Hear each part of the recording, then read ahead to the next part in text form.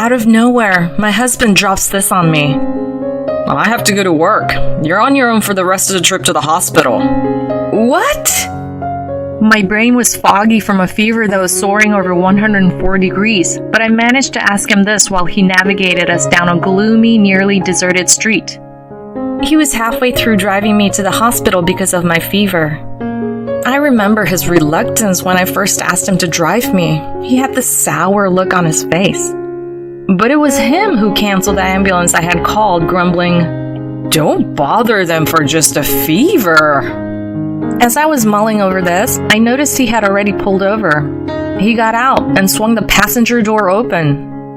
Was he seriously going to drag me out? I held on for dear life to the passenger seat with my feeble hands, but it was to no avail.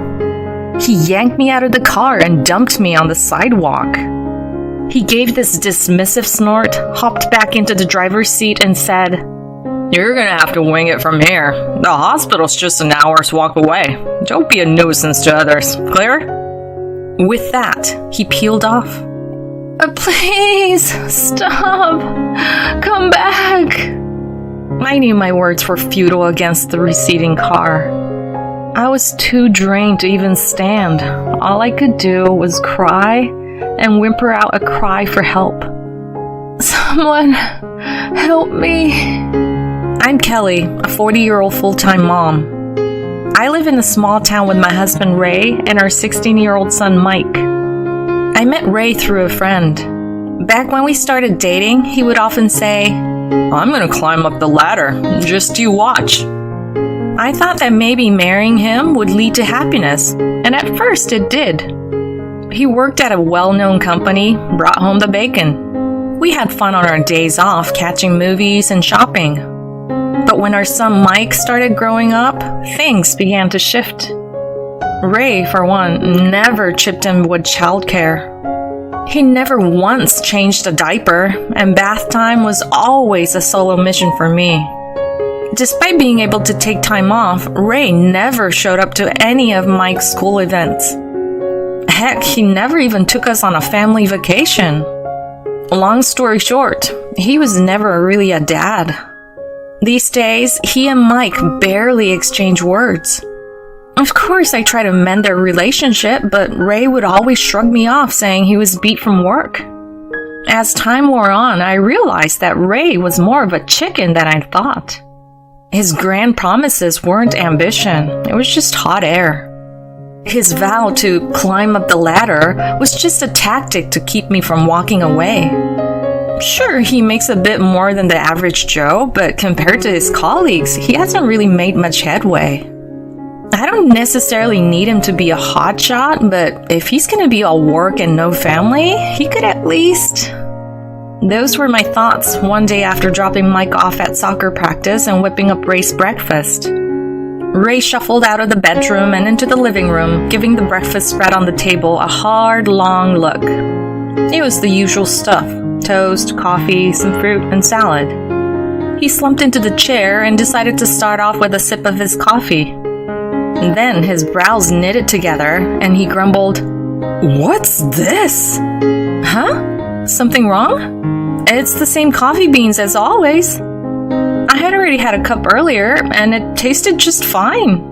But he slammed his coffee mug down, announcing, "This is terrible. I can't drink this," before storming out. From that point on, he turned into a regular food critic, finding fault with every single meal I prepared. The lunchbox I lovingly packed for him was mostly untouched, him claiming it was inedible.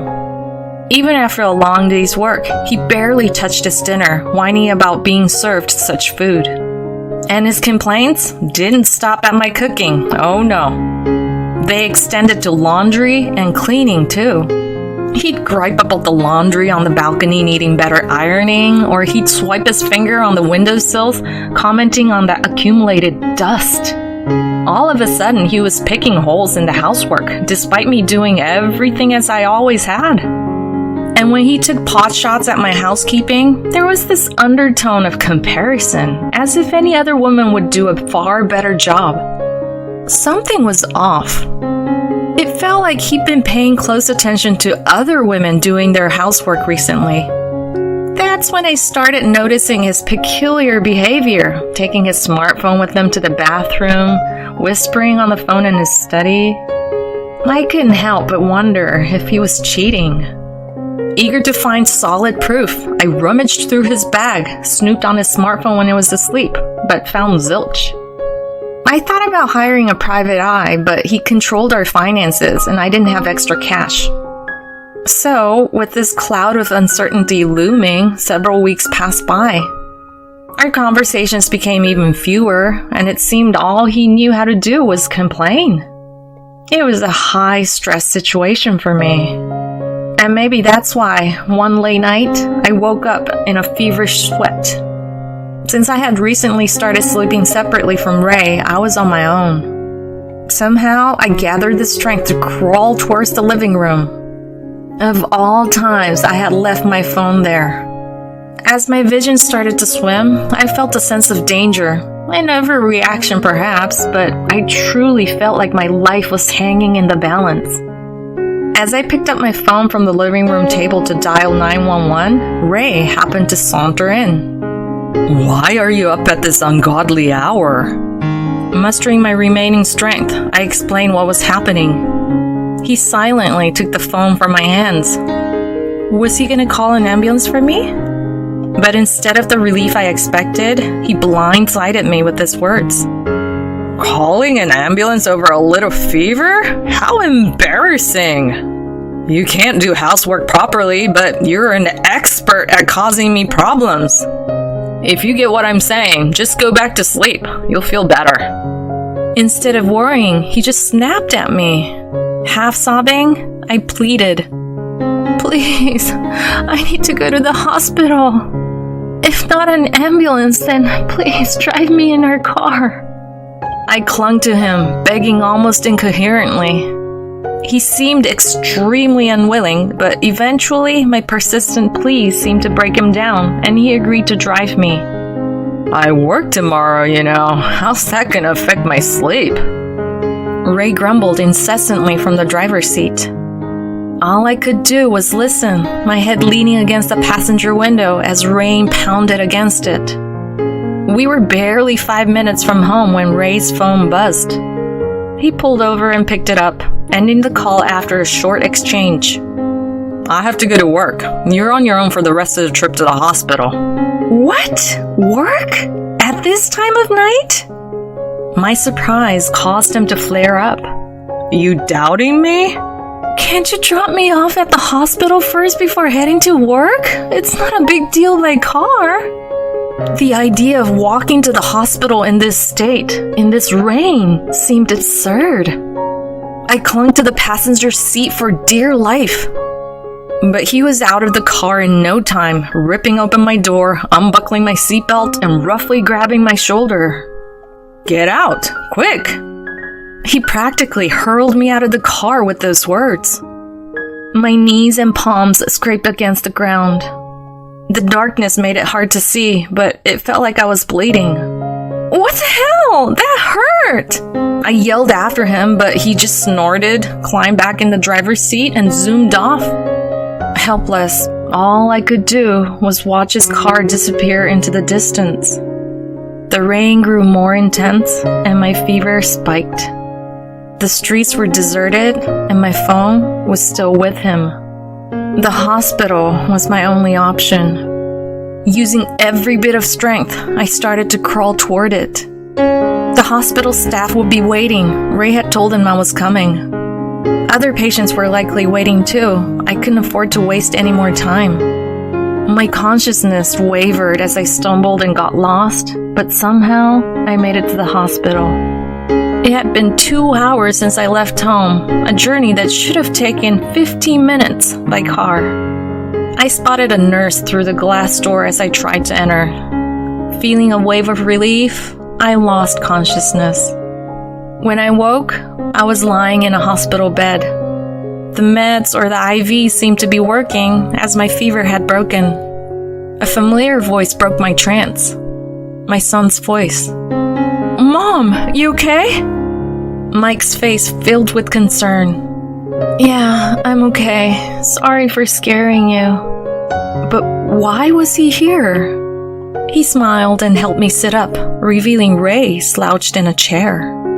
Soaked, his hair a mess, and for some reason, his legs trembling. What the heck had happened while I was out?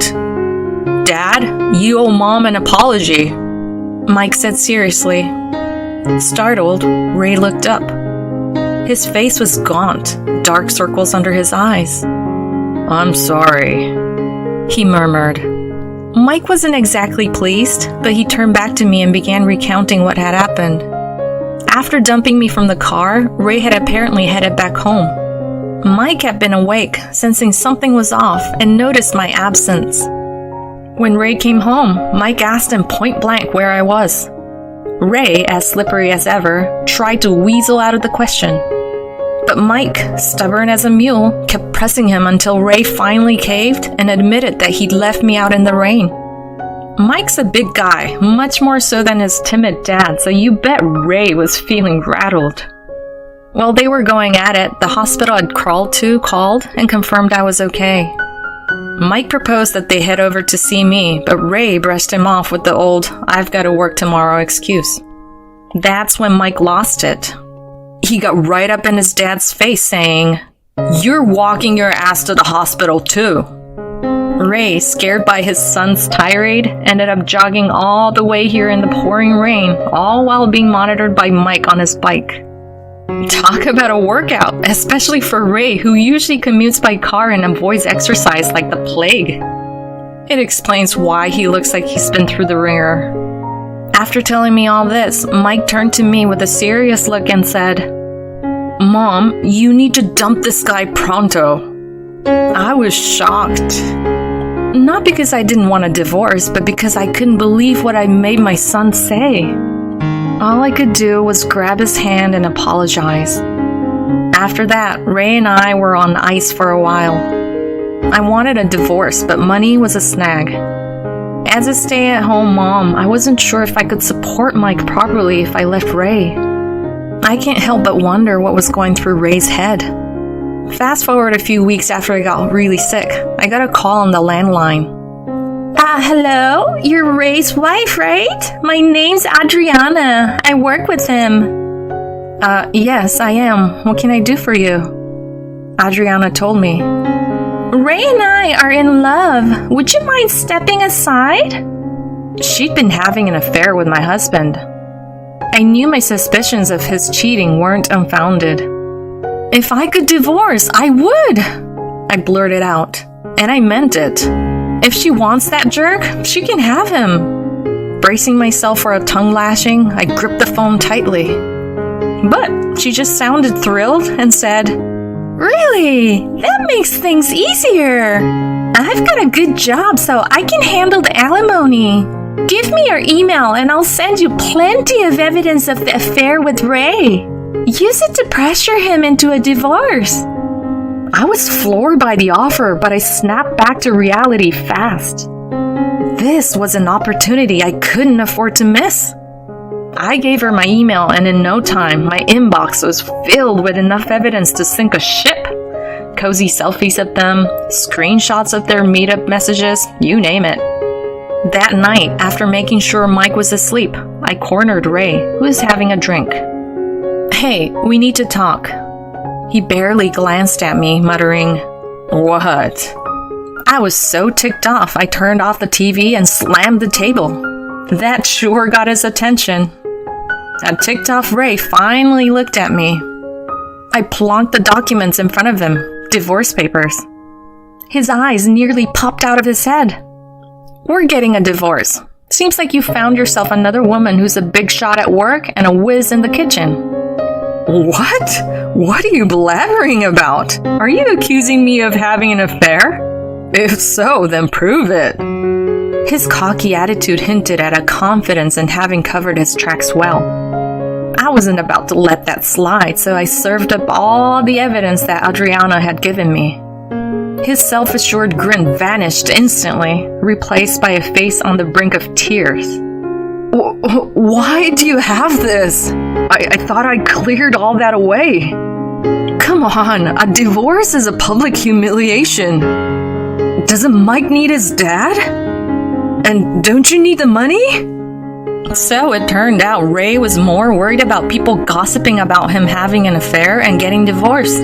Talk about selfish. I couldn't care less about being embarrassed, and Mike doesn't need a dad like you. You've hardly acted like a father till now, so don't start pretending. If you truly care about Mike, you'll cough up more than enough child support.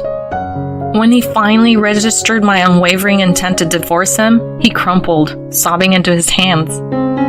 This wasn't supposed to happen. Fast forward 6 months, and Ray and I finally made our divorce official. I staked a claim for a share of the property, damages for infidelity, and child support for Mike. I even hit his mistress with a claim for damages for adultery. All were paid in one big chunk, so I had no worries about getting by for the time being. I thought moving Mike to a new school would be too much, so we shifted to an apartment nearby and are now making do, relying on each other. Word on the street is that Ray and Adriana have started shacking up. But they're both swamped with work and are constantly at each other's throats over household chores. It looks like she was only putting in the hard yards with housework to woo Ray away from me.